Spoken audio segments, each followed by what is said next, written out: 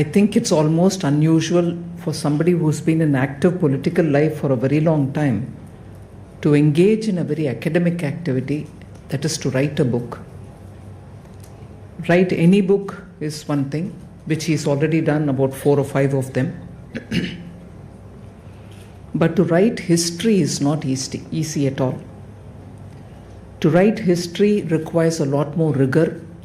It requires a lot of intensive study.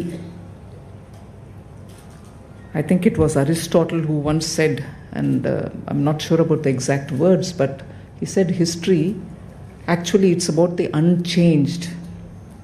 దాంట్లో మార్పు చేర్పులు ఏం లేవు, నడిచిపోయాయి. ఆ నడిచిపోయిన విషయాన్ని గురించి రాయడం అనేది, that is why you also have people who say history is normally written by the విక్టర్స్.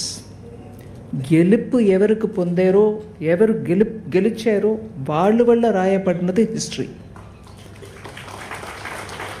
దాంట్లో మంచి ఉంటాయి, చెడు ఉంటుంది.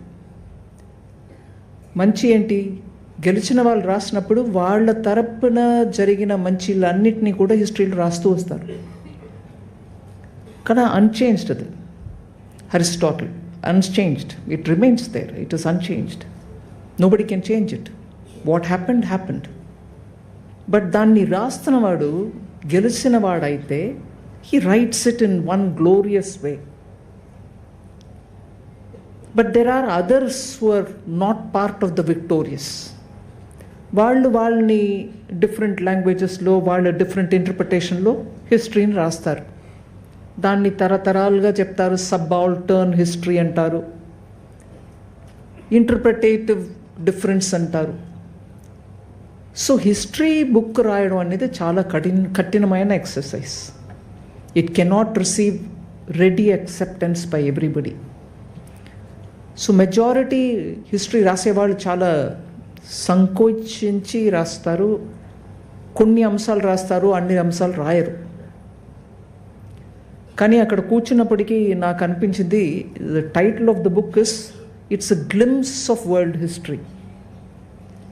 గ్లిమ్స్ అనేది ఎందుకు చెప్తున్నారంటే, ఇంత ఉన్న హిస్టరీని వారు చెప్పినట్టు ఒక 300 odd పేజెస్లో కండెన్స్ చేసి రాసినప్పుడు it becomes only a picture, small picture. So it's a glimpse. కానీ వారు మాట్లాడుతున్నప్పుడే వారు ఎంత ఇన్వాల్వ్డ్ అయిపోయి, టోటలీ దాంట్లో నిమగ్నం అయిపోయి, ఎక్స్పాన్సివ్గా హిస్టరీని రాయదలుచుకొని దాంట్లో ఉన్న ఎస్సెన్స్ని మాత్రం 360 odd పేజెస్లో రాశారు. బట్ వారు మాట్లాడుతున్నప్పుడు మనకు స్పష్టంగా తెలుస్తుంది ఎంత involved, he soaked himself in it. మంచిగా నాని తేలి బయట వచ్చి రాశారు book. At the same time వారు మాట్లాడుతున్నప్పుడు చాలా విషయాలు వారు చెప్తున్నప్పుడు వారు క్యారెక్టర్ ట్రైట్స్ కూడా బయట వస్తున్నాయి. హౌ సింపుల్, లూసిడ్, ఇలా క్రిస్టల్ లైక్ స్పష్టంగా నాకు అర్థమైంది, నేను రాస్తున్నాను అనే టైప్లో. So I find this a very interesting combination in that individual who had a very long stint in politics. Long stint in politics which consists of so many different types of people. అందరూ వారిలాగా లేరు. వారుకున్న typical qualities లేనటువంటి ఒక క్షేత్రం రాజకీయం. దాంట్లో 5 terms MLA, 2 terms member of parliament, by which time వారు పర్సనాలిటీయే మారిపోయి ఉండాల్సింది. కానీ మారలా. He remained himself. And as a result, today, when he sits to do this kind of a very demanding exercise, he's managed to bring out the best, a glimpse of the world history. But varu maatladutunnappudu, Honorable Chief Minister cheppinattu, nenu fulluga book ni chadavaledu, but because ee program ku vastunanu kabatti digital version lo I rapidly went through some sections which interested me. అందుకే ఆ line that history is written by victors, గెలుపు పొందిన వాళ్ళు రాయడం ఒక రకంగా రాస్తూ వచ్చినప్పటికీ కూడా I was happy former vice president Venkaiah Naidu garu ఆ మాటని లేవెత్తారు. మన భారతదేశ చరిత్రాన్ని రాసిన వాళ్ళు అందరం కూడా ఈ దేశానికి న్యాయం చేసినట్టు రాయల. నేను పాపులర్గా మనం ఇప్పుడు వాడే పుస్తకాల గురించి చెప్తున్నాను, బట్ ఒక్కొక్క రీజన్లో వాళ్ళ ఎక్స్పర్ట్స్ రాసిన పుస్తకాల్లో మంచి న్యాయంగా బాగా రాశారు. హిస్టరీ ఆఫ్ సౌత్ ఇండియా రాసిన వాళ్ళు మంచి పుస్తకాలు రాశారు. But that is not what is popularly available. మన స్కూల్ పిల్లలకో కాలేజీలో హిస్టరీ చదువుతున్న వాళ్ళు specialised history centre, learnings history centre for historical studies అన్న అటువంటి సెంటర్స్లో టీచ్ చేసే history has been written with a tendency of those who are either victors or who are party to the group which is victorious. అందువల్ల భారతదేశం ఒక చరిత్ర will still have to be written not once but by many scholars. మనకు ఇప్పుడు అది epic అంటాం, లేకపోతే మన ఏన్షియంట్ మిథాలజీ అనే రాంగ్ పదంని వాడతారు. రామాయణమో మహాభారతం గురించి మాట్లాడుతున్నప్పుడు we treat it as history. మన కల్చరల్ ట్రైట్ ఏంటి? ఇతిహాసం. యాజ్ ఇట్ ఇస్ చెప్పడం. యాజ్ ఇట్ ఇస్ చూసిన వాళ్ళు చెప్పే రాస్తే అది ఒకటి. మహాభారతం చూసారా అంటే ఎస్, కురుక్షేత్ర వారని సంజయన్ కళ్ళతోటి చూసినదే కదా రికార్డ్ అవుతుంది. ఇక్కడ జరిగినదని జరిగినట్టు చెప్పడం. దాంట్లో మంచి వస్తాయి, కొన్ని చెడు వస్తాయి, మనకు ఇష్టమైనవి వస్తాయి, మనకి ఇష్టం కానివి కూడా వస్తాయి. బట్ అది చెప్పడానికంట అంత ఆత్మవిశ్వాసం, self confidence. I will say what is happening before me which is good. I will say before me whatever is happening which may not be up to our liking. అది చెప్పడం హిస్టరీలో చాలా ముఖ్యం. అది చెప్పే కల్చర్ మనది. We did not hide unpleasant things. But hiding or painting or white washing unpleasantness according to certain moral values western హిస్టరీలో చాలా జరిగినాయి. వాల్యూ సిస్టమ్స్ కూడా చాలా మారి ఇండియాకు వచ్చినప్పటికీ for a liberal Indian culture Victorian value systems తోటి వచ్చి ఇది మంచిది, అది మంచిది కాదు అని చెప్పే రకంగా మన మీద ఇంపోజ్ చేయబడినవి చాలా ఉన్నాయి. ఆ ఇంపోజ్ చేయబడినవి మనసులో పెట్టుకుని రాసిన హిస్టరీస్ చాలా ఉన్నాయి. అవే మన స్కూల్లో కూడా ఇవాళ వరకే ఉన్నాయి. అవన్నీ పెట్టుకునే ఇవాళ వెస్టర్న్ వరల్డ్, పర్టికులర్లీ యునైటెడ్ స్టేట్స్లో చాలా ఇది కాదు ఇట్లా ఉండాలని అది కూడా ఎక్సెస్ అయింది. వోకిజం అని అమెరికాలో జరిగినది ఏంటి?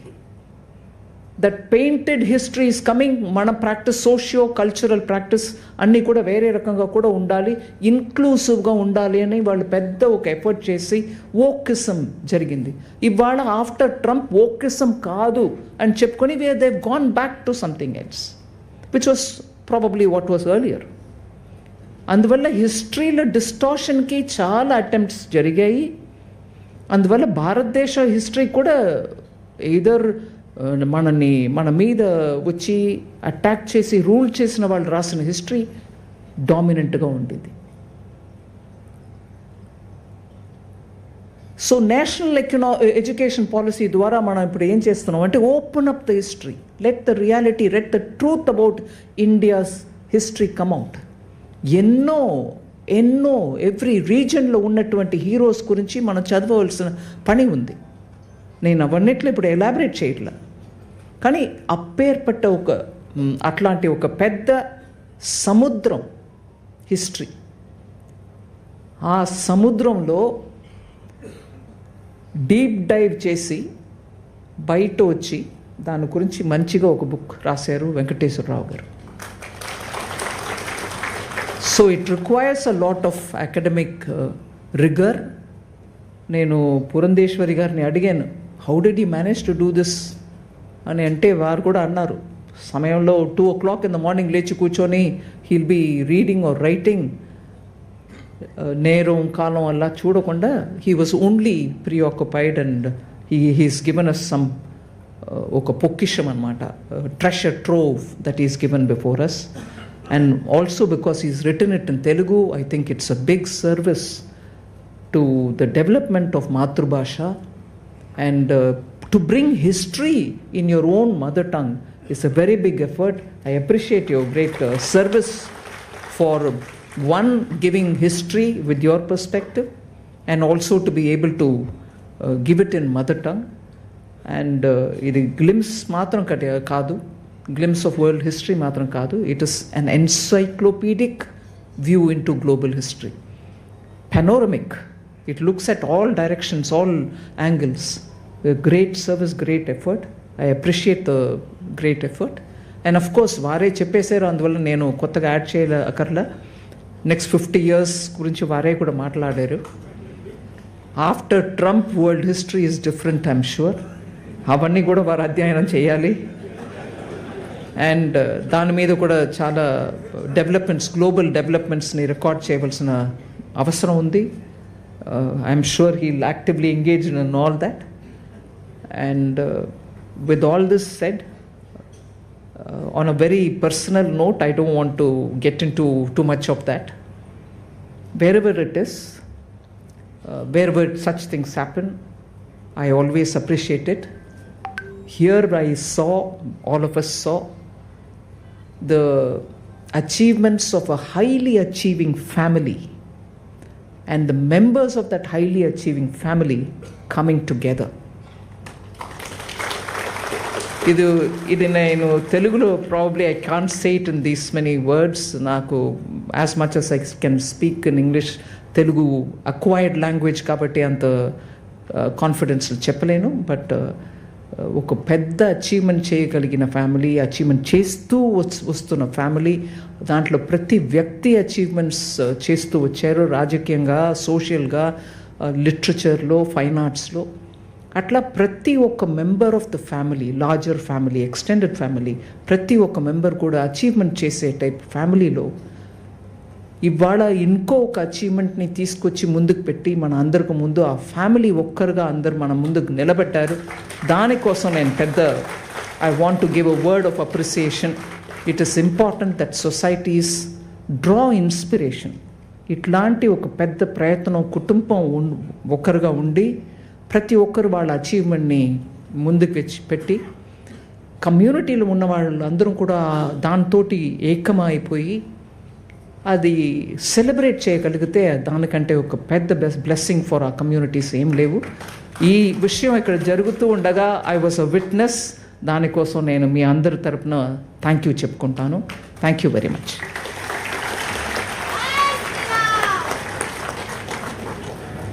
Thank you very much, ma'am. That was a very emotional